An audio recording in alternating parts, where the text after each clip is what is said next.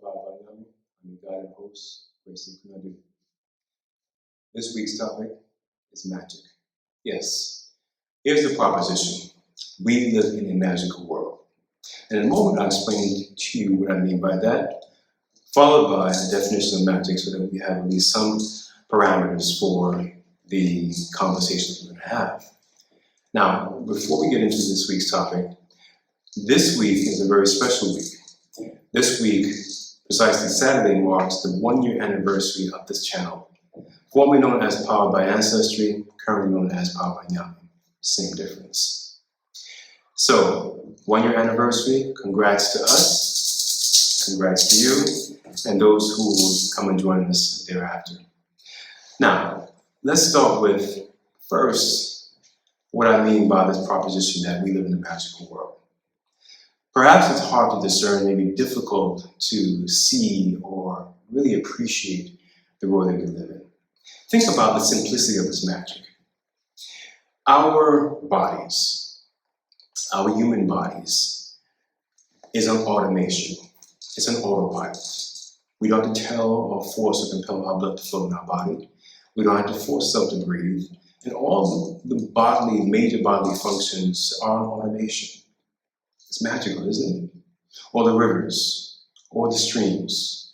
Whether you see a river or a stream, there's a difference between a river and a stream. It's a river can actually stop, or a river can be impeded, whether it be by logging or other kinds of blockage, or can be diverted and simply come to an end. Whereas a stream is always flowing, even when you don't see it.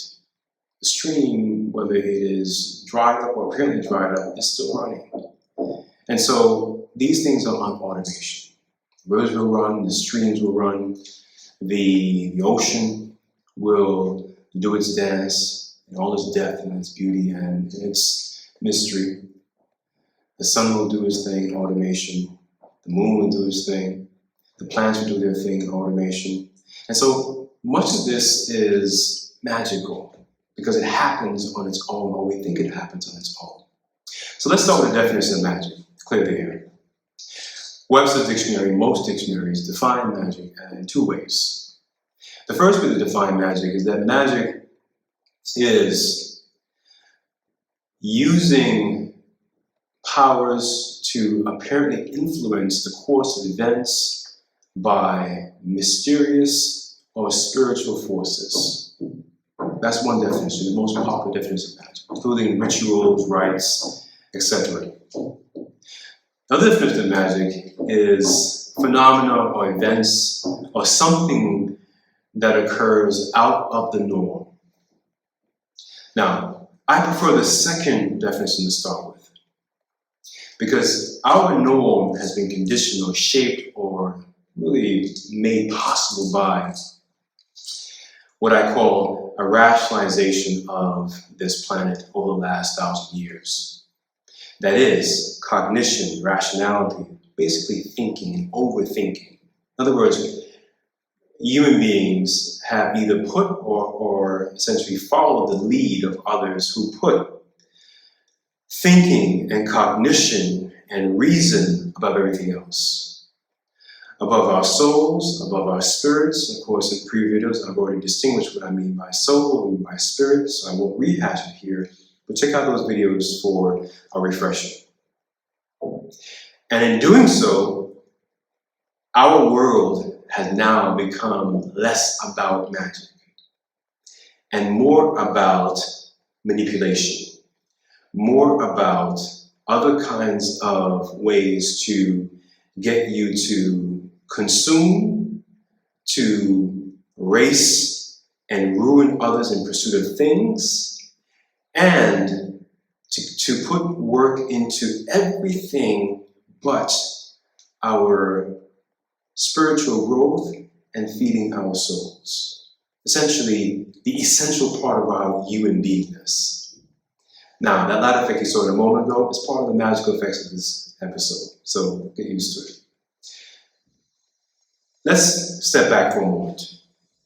For any of you that have read or seen movies or have done any travel to sites that belong to what we call the ancient world will know or realize almost immediately, not in a few minutes, that the ancients lived in this magical world. We hear stories, parables, folk tales, mythologies, at least we think they're mythologies or folk tales and parables. We hear stories, essentially, of people living well past 100 as a norm. People essentially curing themselves without having to invade the body through cutting it, that is surgery.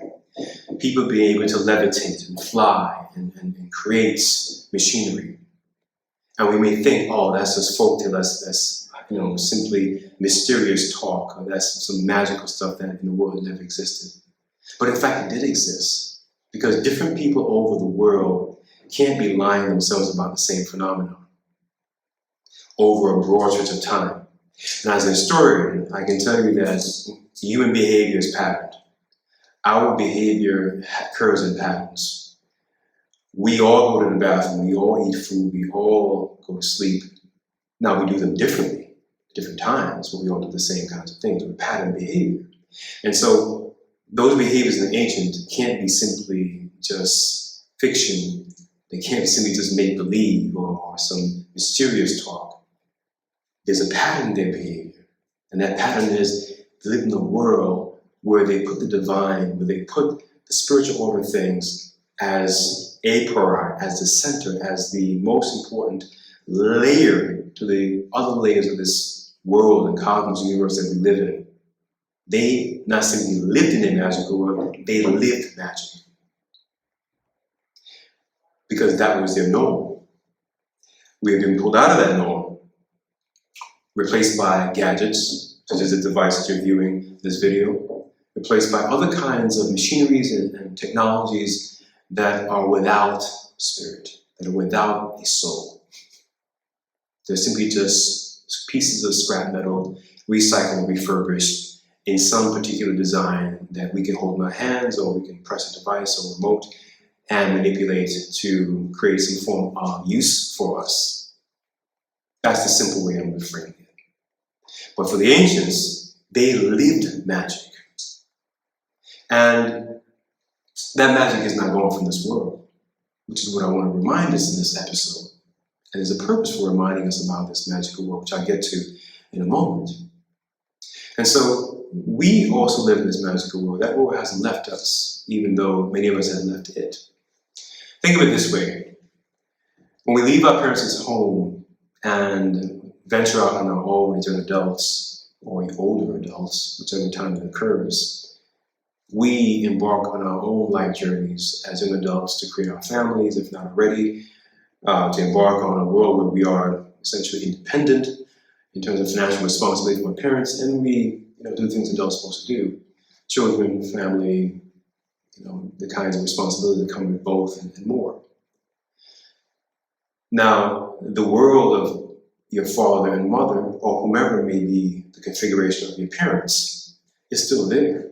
The home-cooked meals, the smell, the love, and hopefully you had love from either or both parents. That world is still there, right? But when we leave that world and venture out and become our own, we often get this hubris that we're grown, that we know more than them, that as parents, that our life is doing better than them, and so on and so forth. You get where I'm going. That kind of arrogancy is part of the DNA of the so-called modern world that is devoid, that is robbed, that is neutered from a soul and a spiritual conduit to make the electricity of that magical world real to us, the same way that I am real to you. For the ancients, this was their norm. But that ancient world hasn't left us. It's like our parents' home, I've described, haven't left us, for those of us that are fortunate to have either or both parents or even grandparents.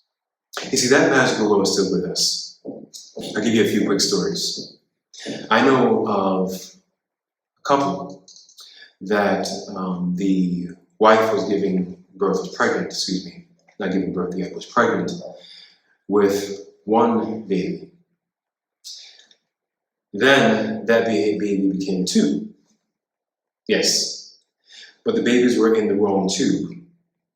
As you know, the babies have to pass in the fallopian tube to get into the right positioning to situate themselves on the walls of the uterus. And of course, many of us may be aware, if not aware, I'll share with you what happens when babies are in the wrong tube.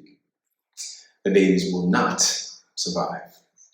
Worse, the mother could also injure herself and not survive. But guess what happened? This couple are well connected to this magical world. By choice. It's part of their norm. And they appeal to, again, the magic in the world, the plant medicines, spiritual forces that inhabit the plant medicines in the cosmos, and the leaves and the water, rivers and streams, and so on and so forth. And appeal to the creative force and others. Those babies were then moved into the uterus. And I can share with you the sonograms. Then there were 3 babies.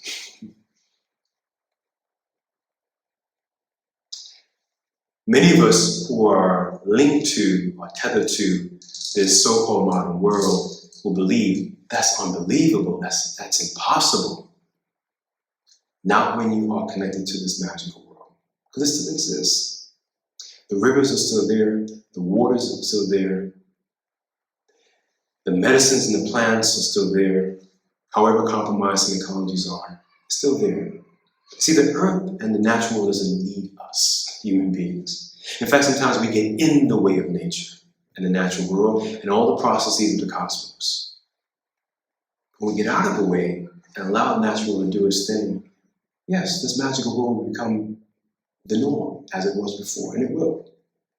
So I want to share with you another story to drive from this point about this magical world that we live in, to show you that nothing is impossible. You see, I give you a proposition, if everything is funny until it happens to you, then everything that is unbelievable is believable when it happens. And I've seen many things happen, or at least gathered stories of other people who have seen these things with their own 2 eyes happen. Individuals ran over by a car, their head, survive, healthy, living life. People falling from 10, 12-story buildings, surviving, living, when under normal conditions, they'll be dead, immediately on the spot. Individuals who are in coma, and certain rituals or forces are appealed to, including Nyame, and those individuals come out of their coma. There is a magic to this world. Or my wife, who has the ability to cure cancer, various forms of cancer. Even though cancer is really one thing that appears in different parts of the body. I may think, well, it's magical. It's not magical. It's the world in which we live in. But it's hard for us to apprehend that world once we become seduced by virtual reality and the gadgets that support or sustain that virtual reality. Once we are addicted to our devices, the phones, the tablets, the computers, the computing. Once we outsource our thinking to Googling, every question that we rather would search for and enjoy the journey of the curiosity where it leads us, we Google it. Now, I'm not mad at myself or you all. I'm just simply laying out what it is. And so, this magical world in which we live in, I want to remind us that the world is still magical. And the more we become receptive to that magical world and engage it and tap into it, there's no force or government or organization or political party or cult or any other entity that can have power over you and take you off your path and your destiny. Because it's there for us to see. Only if we're willing to see it. Nothing's impossible, nothing's unbelievable, nothing's magical. It's simply the norm that we live in. And once you put aside that false norm, and see and apprehend and feel and touch and engage the world for what it is, we see that there's nothing really magical. This was the norm that preceded us, 1,000 years ago or more, and which was the norm up until then. And it can't be the norm again. For Powered by Nyame, I've been your guide and host. Please leave your comments, questions, or suggestions in the comment section below. Until next time, stay well, keep alive the magic. Until then.